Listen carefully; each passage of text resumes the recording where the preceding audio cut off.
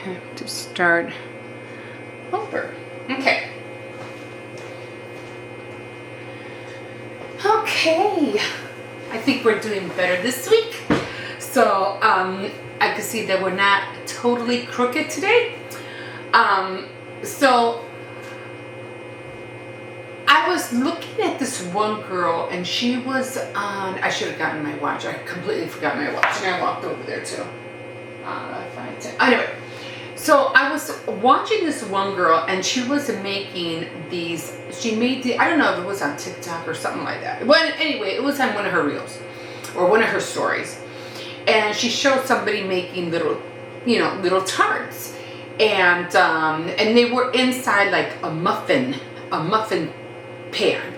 And I said, oh, that is so cute. I go, you know what? I think I could do that. And mostly I thought about doing it because, excuse me, as you know, I'm trying to make my own pastries for my Tea Time Tuesdays. And so I just wanted to give it a go. So here we are, and I'll show you what I made. And hello again, my name is Emma, and welcome to Tea Time Tuesday. So what I did is that I did the same thing, although I think I have a feeling that she might have had used a bigger muffin pan, I think, because I had a hard time making the lattice on the little one. So I don't know exactly how she did that. Maybe I'll try to see some tutorials on theirs, but I did the best I can. So we do have apple. I have 3 apple and I have 3 cherry, except one looks like an apple because I forgot to do the lattice on one of them. This one didn't come out that great, but you know, it came out. I had a hard time getting that one out of the pan. This one came out okay, but you can see it's already cracking. So I still have a lot of practicing to do, I'm not gonna lie, but for the most part, I think this one came out really cute. These are real, they're not fake. Although they look fake, but they're not. I think this one really looks cute, and this one's apple. I did have apple filling. I did have, I don't know, I can't tell. This one, I know one of these is cherry. I can't tell which one's which. Let me see. You could tell by the red, right? So I think it's this one. I think this one is the one that's cherry. So I ended up making that, and again, I'm gonna work on it. And I did buy some other things just to fill this up. And I had bought, did I put in the box? Let me show you.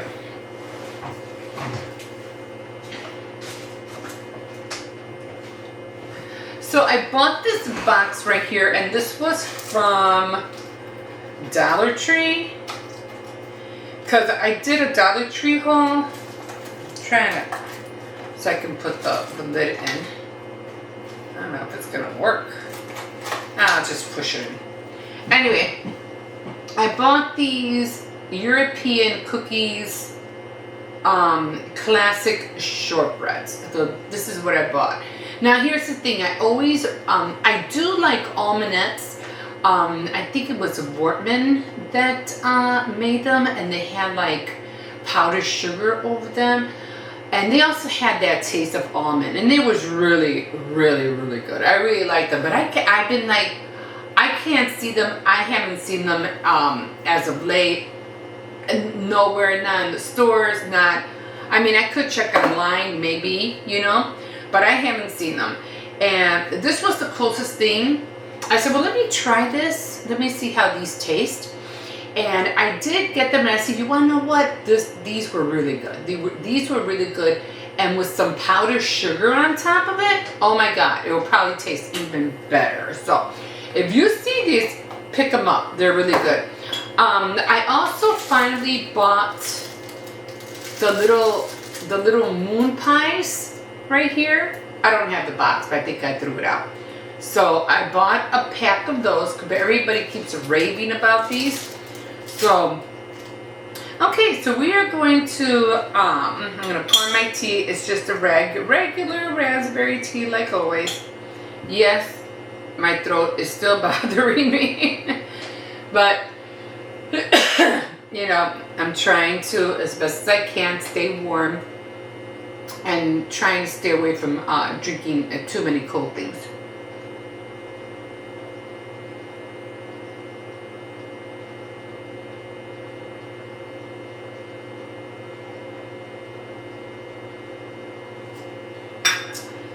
Oh, I really do miss the True Blue, tea. I haven't seen that at Walmart, or well, I never see them at the market I usually go to, but I usually always find it in the variety pack, but I haven't seen that neither. So okay, so I'm going to switch this out, and I'm going to put the plate over here. And then I'm going to grab the strawberry that doesn't look too, that's falling falling apart anyway. So I'm going to put that in here. And I did use, oh, I don't have it here. I used what was it? Pie crust rollout pastry dough, and I had 2 sheets in there, 2 round ones. And I just ended up using a cup for to make the circles. And of course I cut the strips to make the lattice.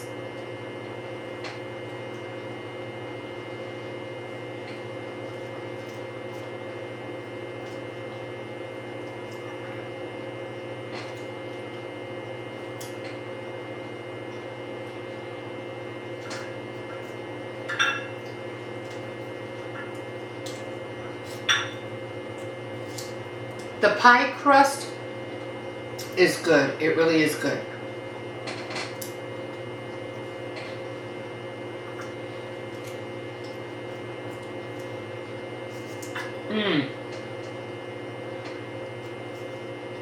And I did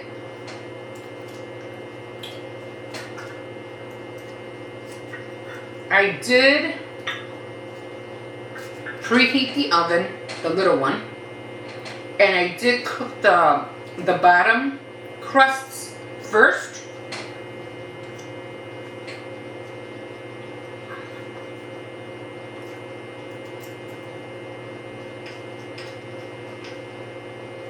Put in the filling. I put the tops on, and then I cooked them for about another 20, I think it was around another 20 minutes. Oh, I got my hair in there.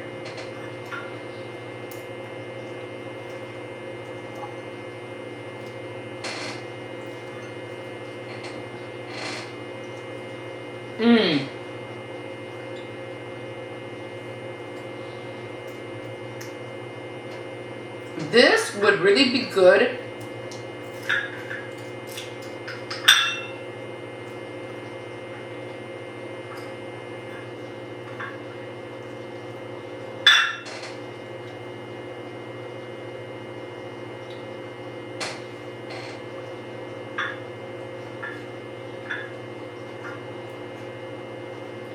if this was like blueberry filling. I want to try that next.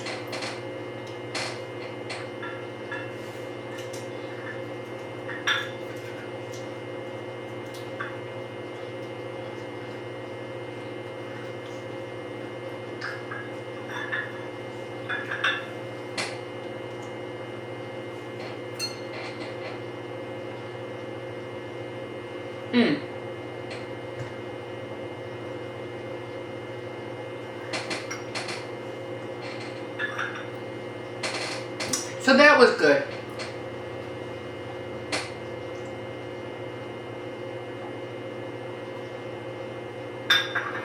Now you see, something like this I can eat once a week, which I wouldn't be able to eat like a whole cake or anything like that, or doing this like every day. That would be crazy.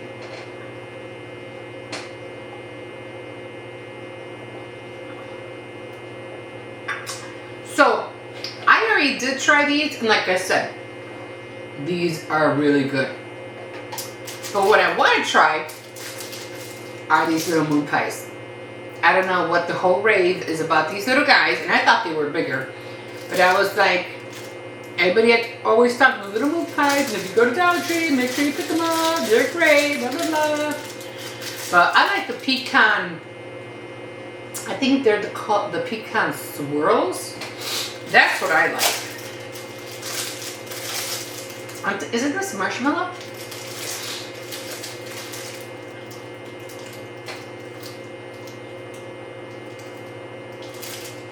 My nose is ringing.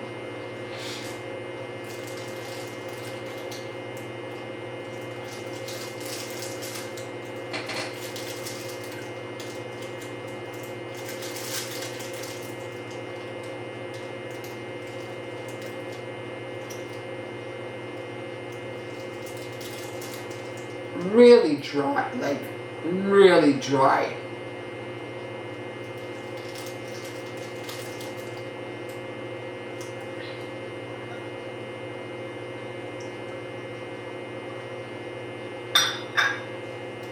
Yeah, so it is like a graham cracker kind of with marshmallow and chocolate, almost like a s'mores.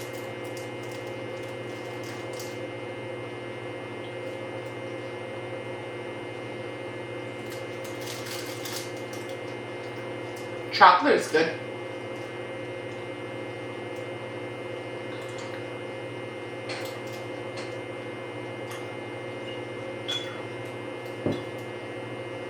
Yeah, but the bread really dry.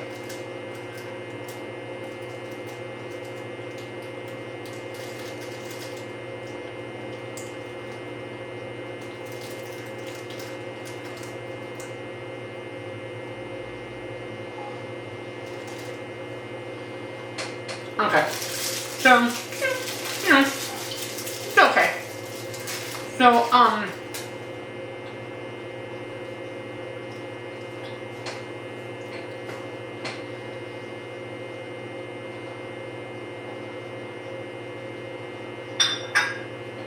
So next week,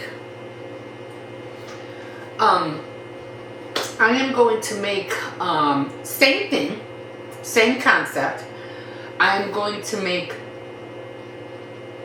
lemon meringue and lemon whipped cream tarts. So that's what I'm going to be working on next week. Now I did want to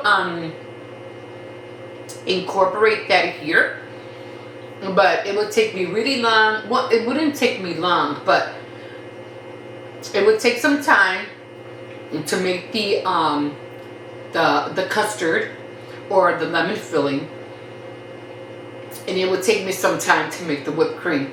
So I would have to do that like the night before and have everything ready, so I could just put them together that Tuesday morning.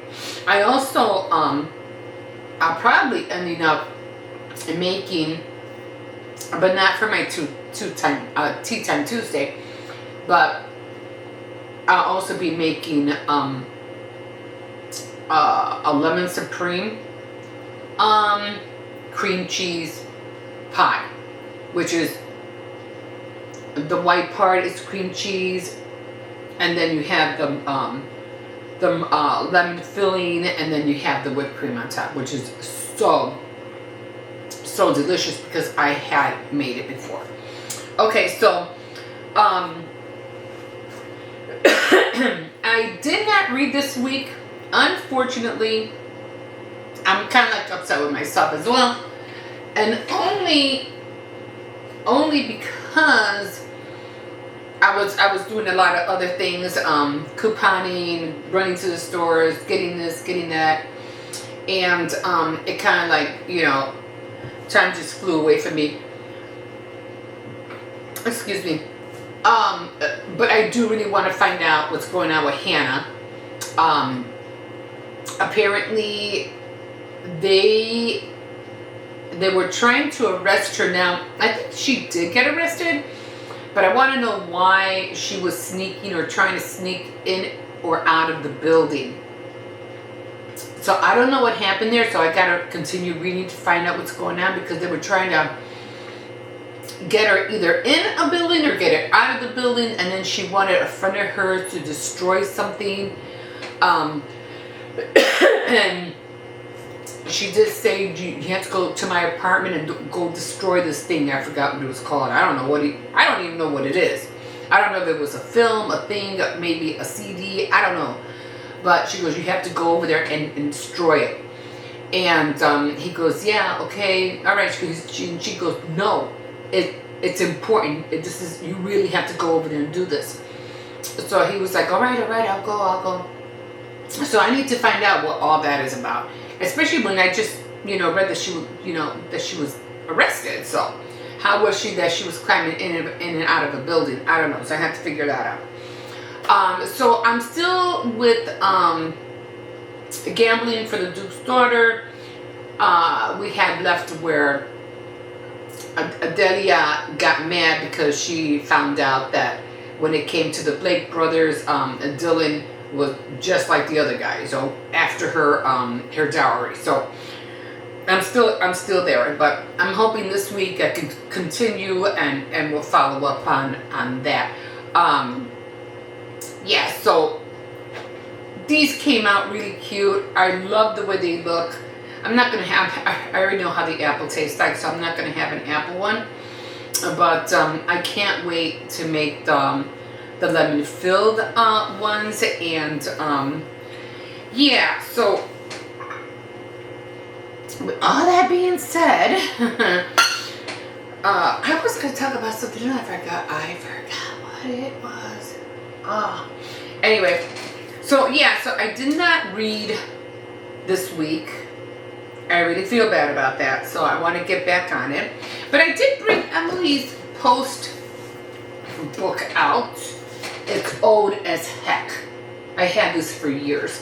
But I did want to read a little bit more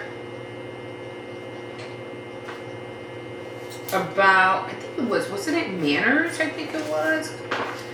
I think it was Manners. Let's read Overnight Visits. Let's find out what that's about. So this one says, and Emily Post has been out there for a long time, and it's a book on etiquette, and she tells you, how to conduct yourself in a place, in public, especially in public. But you have to remember, people don't really live this way hardly anymore, so it's kind of hard. I mean, you would have to buy a revised edition to find out what you do. Like, I'm pretty sure, because we all have cell phones and things like that, that it would be inappropriate or not ladylike to be with somebody all together in a group or whatever, sitting at a table, and there you are.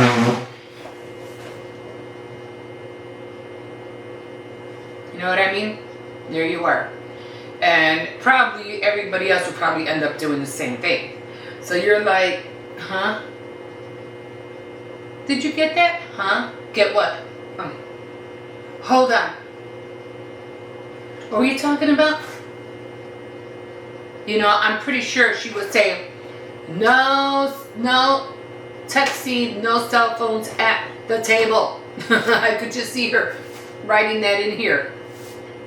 So, our generation right now is a lot more different than it was in, this is the 15th edition. I don't know when this was written. 19. Emily Post, she was born in 1873 and she died in 1960.